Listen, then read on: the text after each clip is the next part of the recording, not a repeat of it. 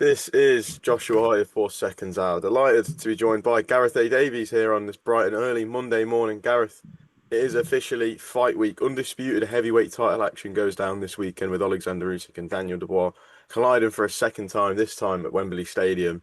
But before we dive into everything, how's everything? You all good? Very good, thank you. Been practicing my driving and my driving instructions. How's your driving going? It's going well, Gareth. It's going well. Don't worry. We're Good, getting out good. on the How, road. how many hours have you spent in the car since the last time we spoke? For about 4 or 5 hours. Oh, good. Oh, that's Taking good out, then. So taking you're out for a putting little the drive time in. every day or so. Oh, that's good. That's good. It's good to hear. No, it's great to be here. It's great to see you. Great early start here this morning, pre 9 o'clock. Um, very big week. But it was a big weekend, but it's a very big week this for British boxing for Daniel Dubois, and it's going to be very busy. Um, with all the set pieces. I think there's something today. I'm not sure I'm going to it, but I think there's something today for the broadcasters. And then we kick in tomorrow with lots of interviews. So I mean, it's a really big event. Most of the focus will be on the top of the card. Lawrence Okoli and Kevin Lorena, and of course Daniel Dubois challenging Alexander Usyk for the second time. This time for all the baubles. So it's just going to be flat out all week in terms of people or getting to events, but also people asking you, can Daniel Dubois do it? That's the big question, isn't it? And Mm. or you know, will his power tell in this fight? I'm not sure it will. I'm not sure it will. I've stuck to my guns that I think Alexander Usyk will win it. Um, but you've got to give Daniel Dubois a chance. I just think Usyk's just too good. Is there anything to do with the bar as to why you don't give him as big of a chance? Obviously, we know how good Usyk is, but is there still have you still got any questions about Dubois' game and what he's doing at the moment? No, I just think I pick Usyk because of his abilities to do what he does so brilliantly, to adapt. What we saw in the two fights with Tyson Fury, he's so skilled at what he does. Um, he's just got the art of boxing down. He's got it to a T. He's tricky. He's awkward. He's the right size now. Those two fights with Tyson Fury proved how good he is. People are forgetting how good Fury is, just how great he is. And Dubois is a big puncher. He's a dangerous puncher. He's an aggressive fighter. Um, but Usyk's got all the skills to nullify that.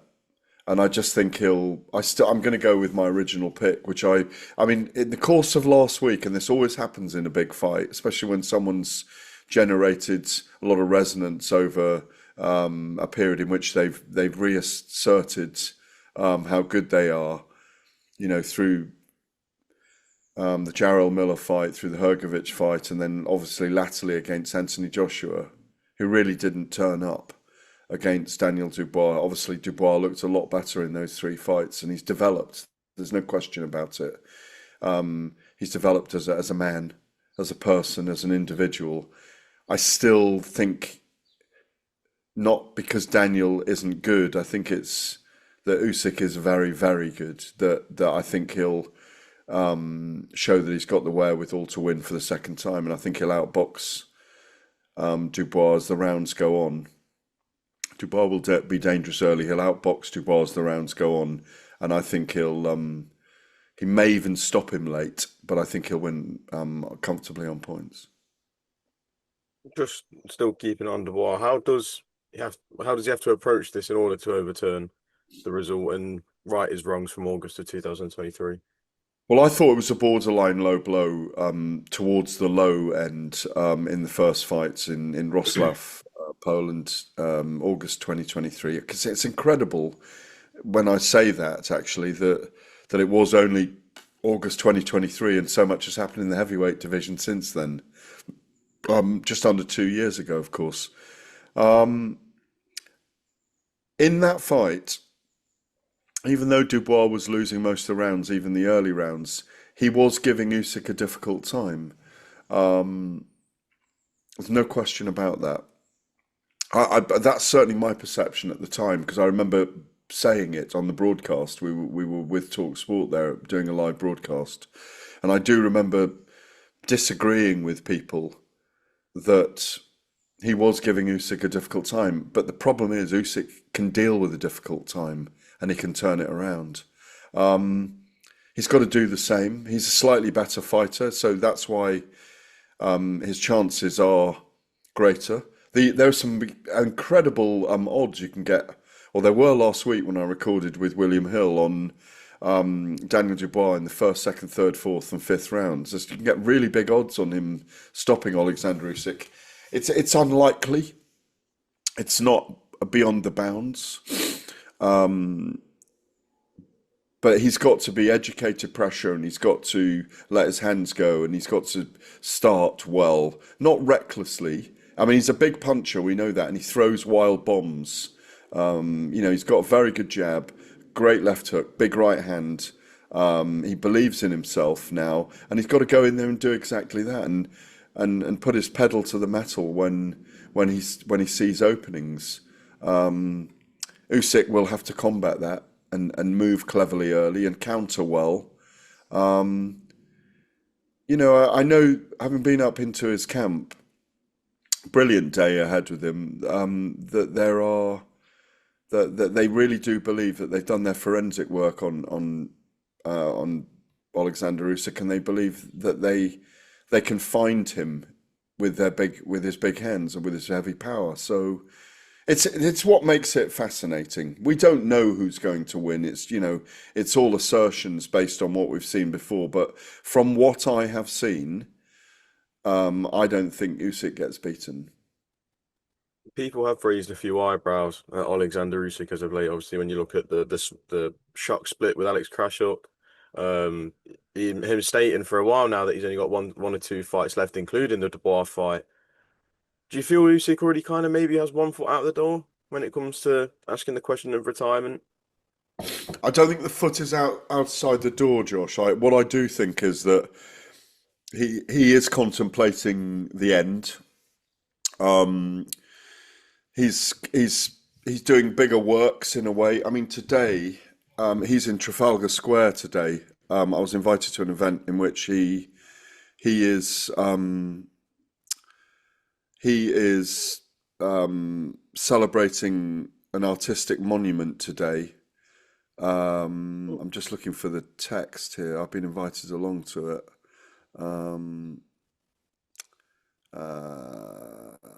Excuse me, I will find it. It is here because I was chatting to them yesterday about it.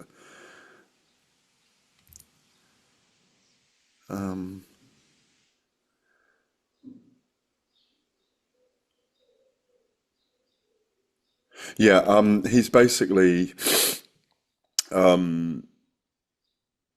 there's a project going on today. He's there with Richard Branson, 11:45 this morning at Trafalgar Square, in which he's speaking on the recreation of the Castrol mosaic. It's an 18 square meter work of Ukrainian artist Alla Horska, a guy from Mariupol. The artist was tragically killed by the Soviet Secret Service in 1970, and the original work was damaged by Russia's attack on Ukraine in 2022. It's been recreated by 15 artists, Rosetka and the Ukraine Wow Company. It's to raise awareness about artists whose work Russia seeks to erase and give hope that everything destroyed in Ukraine can be restored. So he's doing these kind of things at the moment. Remember, he had the decorative sword when he beat Tyson Fury, the cutlass, or this Cossack saber cutlass. I digress there, but that's what he's doing today. Kind of a bigger cause, if you like, and there is a bigger cause going on in his country. Look, we know that he earned over 100 million for those two fights with Tyson Fury, over 100 million US dollars. I do think the the cutting, the fissure or the divorce with Alex Krassyuk was a sign that he's coming to the end, that something's changing. If he beats Daniel Dubois this time, I don't see him. I don't see him necessarily wanting to stay in the game and fight Tyson Fury for a third time and have to fight Joseph Parker and Ajit Kabayel, and I think he can beat them all. But he's 38. He was 38 in January. He's going to be 39 next. He's going to be closing 40 if he fights all of these guys, and I do think he's had a long career. So yeah, I mean, there are people within his team who wanted him to step away after he beat Tyson Fury twice, and believing it was the perfect time to do it. But I've got a feeling that while war is still going on in Ukraine with the invading Russians, and while he still is winning, I just think he'll stay. I think he might well have 3 fights left in him. But he could call time on it at any time. And he's not, I don't think he's one of those guys that will call time and then decide he's going to come back and do another fight. Do you think he's soon to retire? We've been seeing for a while him say that he has 1 or 2 fights, including Dubois. So I think we'll come to the end of 2025, and I don't think he'll be around anymore. I think he will call it a day. 2026, you think it'll be the end? Yeah. I think by the end of this year, I think he'll have this one with Dubois in July, and then maybe look for another one at the back end of the year. But mandatories are going to get called, aren't they? So They are. Well, that's what I said. Kabayel, Wardley, Parker, Parker. I mean, Parker deserves one. Not sure how big that is if it's when it sells. I mean, they've probably got to do it here, or they do it in somewhere like Roslav. But could it be Fury? Could Fury jump the queue?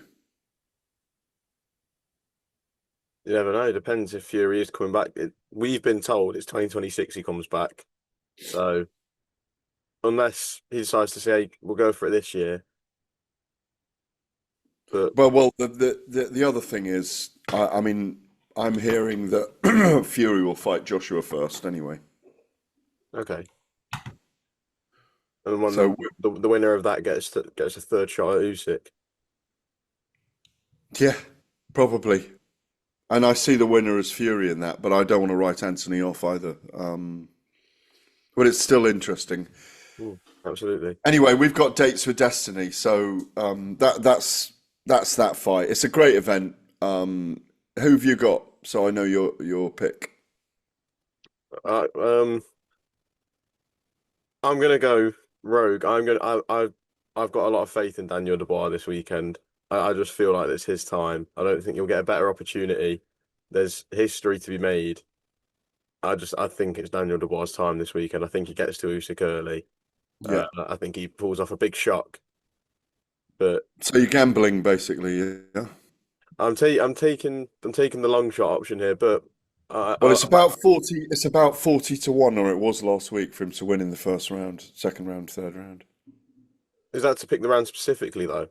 Yeah, yeah.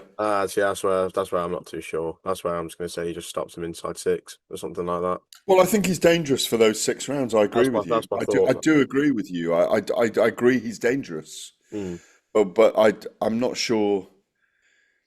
You know, this is a war, not a skirmish, and I think Usyk will eventually win the war. After absolutely. it could be very exciting. I think it could be very exciting early. I mean, I don't. I see where you're coming from, but I just don't. Having watched so many fights and having seen what Usyk did to him the first time and what Usyk did against Fury last year, that's the beauty of boxing, though, isn't Mm, it? This is when we got an event like this, a fight like this. It's just brilliant. it is. It truly is. Just before we look back at the weekend's action just gone, it's also the return of Manny Pacquiao this weekend, which I think on these shores, I think a lot of people are going to forget about, given the magnitude of the boxing we've got here. Um, what do you expect to see from Manny Pacquiao this weekend against Mario Barrios? Do you expect him to become the new WBC welterweight world champion? Well, I mean, I'm on record, and I think I'm on record with you as saying that he shouldn't be fighting for a world title after 4 years away for the WBC welterweight crown, and secondarily, he shouldn't really be fighting 4 years after he's been away for his health, against a live dog who's, you know, going to give him a difficult time. Again, Manny Pacquiao might be dangerous early in this fight. I've got a lot of friends from the Philippines who are going, supporting the old dog, the man who's run for president. One of the greatest stories I've ever written about in boxing in the last 30 plus years. An extraordinary man, an incredible character, the only eight weight world champion we've ever had in men's boxing. I just I just think it's too much, too far for this stage in his career. But if anyone's capable of pulling off a miracle, as Bob Arams told me a couple of weeks ago, his erstwhile promoter, then it's Manny Pacquiao. So that my head and my heart are conflicted going into this fight, but I shall certainly be watching it. I shall certainly be watching it when the proceedings are over at Wembley Stadium. Absolutely. Let's turn our heads back now to the weekend just gone. We'll start off with Friday night on Netflix. We saw the trilogy come to an end as Katie Taylor defeated Amanda Serrano for a third consecutive time in what I would say was probably the most convincing result of all of them. What were your thoughts on Katie Taylor's performance Friday night? Well, I thought it was very close, a very close fight. Don't disagree with you. I thought Katie Taylor was magnificent. It was mainly because Amanda Serrano sat off her and wasn't the aggressor in this one. And yeah, and it was the most convincing performance from her of the three. Even though, even though she's won the 3-0 in the trilogy, I think you could have not easily, but you could have scored it the other way. Look, it was a fantastic advert. Um, Gave enormous resonance to women's boxing. Um, I thought, you could be critical of the fight in terms of it didn't deliver the war that we got the first two times. This third iteration was a different. It was more about a fistic chess match. It was about IQ. It was about movement. It was about skills, and she put it all together on the night. I actually scored it a draw, Josh. I thought they were close. I thought some of the rounds are very close. I think I scored it 95-95. I think that's what I think one of the judges did score it 95. Yeah, Or did Mark they? Yeah. Lighton, I believe.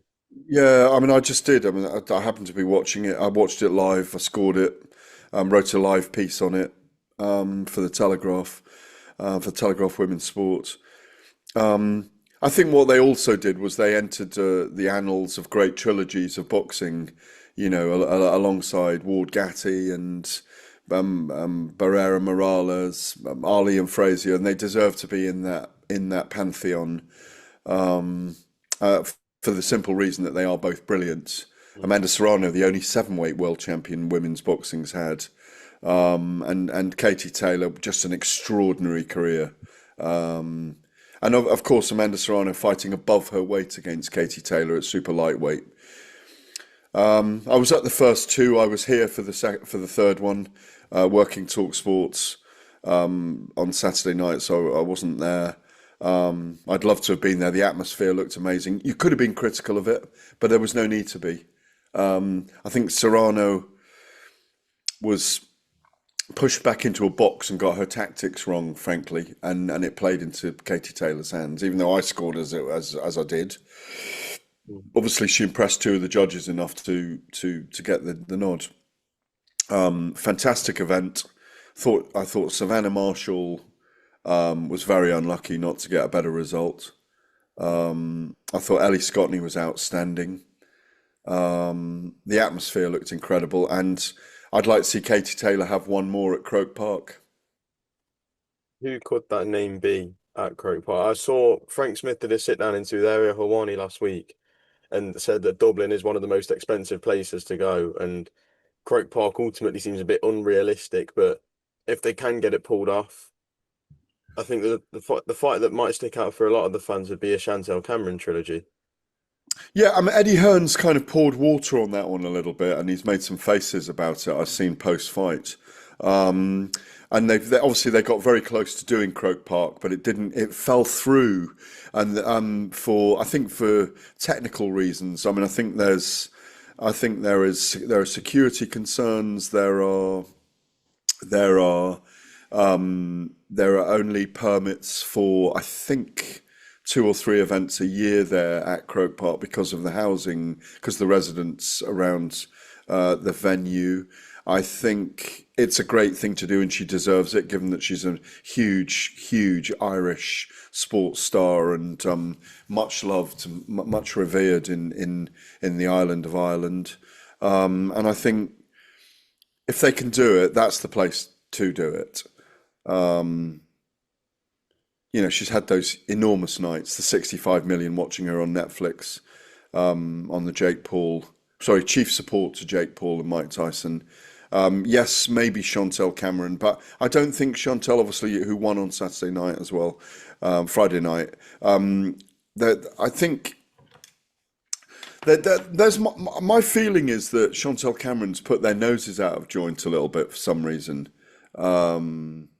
And they don't want to give her that fight. But I think, yeah, she's a good opponent to have. Tasha Jonas is a good opponent to have. That would sell. You get all the Liverpudlians travelling as well. But it would be nice to see her end at Croke Park. But I think my recollections of talking to Eddie are that they got a long way down the road. They got like 90% down the road, and then it didn't look that viable in terms of what it was going to cost, whether they could actually sell it out, who the opponent would be, and all of those kind of things. But maybe they'll redress that and look again. I think it's time to think again and give her the extraordinary send-off she truly does deserve. Absolutely. Just one more from me. Hamzah Sheeraz versus Edgar Berlanga. I think you have to say a career best display from Hamzah Sheeraz there when there was a lot of pressure going on to him into the fight off the back of the Carlos Adames draw. How impressed were you with Hamzah's performance on Saturday night? 10 out of 10 impressed, not just on Saturday night, but the entire week and the way he carried himself. And he's fast becoming a fan favourite. For what he delivers in the ring and what he's able to bring outside it as well. I like it when they put him in against a guy that's going to trash talk him, and he can play the gentleman as he is very much. The guy who's drawing fans from Pakistan, from Saudi, the Middle East, in Turkey Al Sheikh as an ambassador for Riyadh season. He's got the elevation, the platform now to become a big star, and he silenced the noise of Berlanga on Saturday night in an emphatic fashion. I thought he was very skilled. We know he's got power. He can probably do this all the way to light heavyweight. Frankly, he still looks very long and lean, but he's clearly got fast twitch power. That those hooks were brilliant. He's elevated himself. I mean, before he fought Berlanga on Saturday night, I was just pouring a little bit of water gently on the fire of him fighting Canelo next year, saying he's not ready. But you know what? If Canelo's been through two Terence Crawford fights, by the time they fight in 2026 and he comes to the UK to fight Hamzah Sheeraz, and Sheeraz has won again, it could be the right time for him. And I was talking to a friend of mine, Mike Hale, who's a judge in the Middle East, Barry Jones's cousin, good friend. We were chatting yesterday, and he was saying, and I agree with him, that he could even go to light heavyweight. I hadn't really thought about that yet because he's only just stepped up to super middle. He could even go to light heavyweight and cause people issues. And all these guys at light heavy, spoke to Anthony Yarde at the weekend on TalkSport as well. I'm very happy that he's got the Benavidez fight, and that's going to be a thriller, absolute thriller. Yeah. That there's there's every reason to suspect he may be successful at light heavyweight as well. He's certainly got the power to take him potentially to not just world class but elite. But yeah, very very pleased for him. And in the same breath, by the way, very pleased for just to round off on Shakur Stevenson because I thought, as I put on X on Twitter, are you still disappointed in Shakur, folks? Mm. Because I thought he showed the personality of himself in that fight. He showed the personality of his fighting style and skills. He did what he had to do in terms of meeting Zepeda in the middle, but he also did what he wanted to do on the ropes as well. I I'm glad the judges scored it as they did. I didn't have it as wide as that. I had it 8 rounds to 4 to Shakur because I thought he won the first, and I thought Zepeda was very effective for 4 rounds then, and then I think Shakur took over, and it was almost like Zepeda couldn't put his head up and enjoy the proceedings because he knew he was getting beaten.